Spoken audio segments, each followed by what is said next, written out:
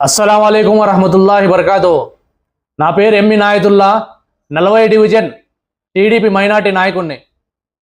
ఈరోజు మీడియా ముందుకు రావడానికి కారణం ఏమంటే, నిన్నటి దినమున ఒక ఐఎంఎం భాష అలియాస్ ఉసూళ్ళ రాజా అంటారు ఇతనికి, మా ఎమ్మెల్యే దగ్గుపాటి ప్రసాద్ అన్న మీద లేనిపోని అపోహాలు నిందలు వేస్తున్నాడు. ఇతని చరిత్ర ఏంటో అనంతపురం ప్రజలందరికీ తెలుసు.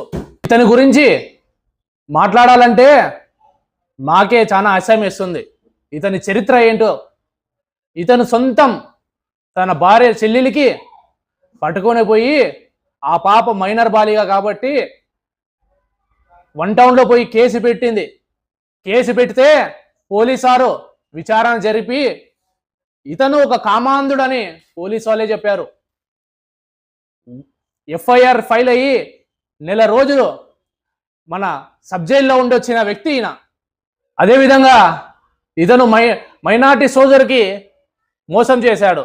కురుకుంటలో వంక పక్కన పరంబోకు స్థలంని రిజిస్ట్రేషన్ చేపిస్తానని చెప్పి దొంగ రిజిస్ట్రేషన్లు చేపించి లక్షల రూపాయలు వసూలు చేశాడు. వసూలు చేసి వాళ్ళు సైట్ ఎక్కడయ్యా అని పోయి అడుగు చూస్తే సైట్ లేదు. ఏమని అడిగితే వాళ్ళ మీద కేసులు పెడతాను భయపడిస్తాడు.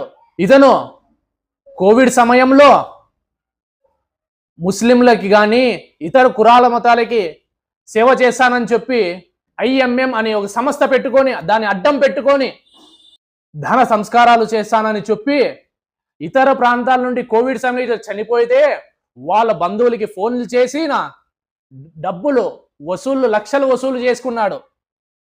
అటువంటి వ్యక్తి ఇతను.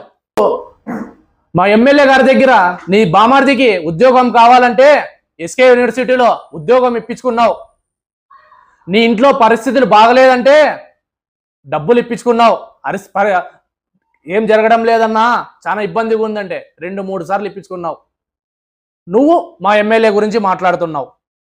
ఏ ఐఎంఎం భాష, ఖబర్దార్, ఇంకొకసారి కానీ దగ్గుపాటి ప్రసాద్ అన్న మీద లేనిపోని మాటలు చెప్తే నీ వెనకలున్న వ్యక్తులకి, నీ ముందున్న వ్యక్తులకి నువ్వు ఎవరి చేతులతో కీలి బొమ్మ ఆడించుకుంటున్నావో వాళ్ళకి నీకు భవిష్యత్తులో తగని మూల్యం చెందించుకుంటారు. మన దగ్గుపాటి ప్రసాద్ అన్న 180 కోట్ల రూపాయలతో వర్కులు చేశారు. ఇంకా 100 కోట్లు తెచ్చి అనంతపురానికి అభివృద్ధి బాటలో నడిపిస్తున్న వ్యక్తి. అటువంటి వ్యక్తి పైన నువ్వు ఈరోజు మాట్లాడుతున్నావు. మన దగ్గుపాటి ప్రసాద్ అన్న గతంలో ఎన్నడూ కనీ వినిగిరి రీతిలో మైనార్టీలకి సీఎం రిలీఫ్ ఫండ్ ఇచ్చారు. చరిత్ర చెప్తుంది ఈరోజు ముస్లింలకి ఇంత పర్సెంట్గా సీఎం రిలీఫ్ ఫండ్ వచ్చడానికి కారణం దగ్గుపాటి ప్రసాద్ అన్న.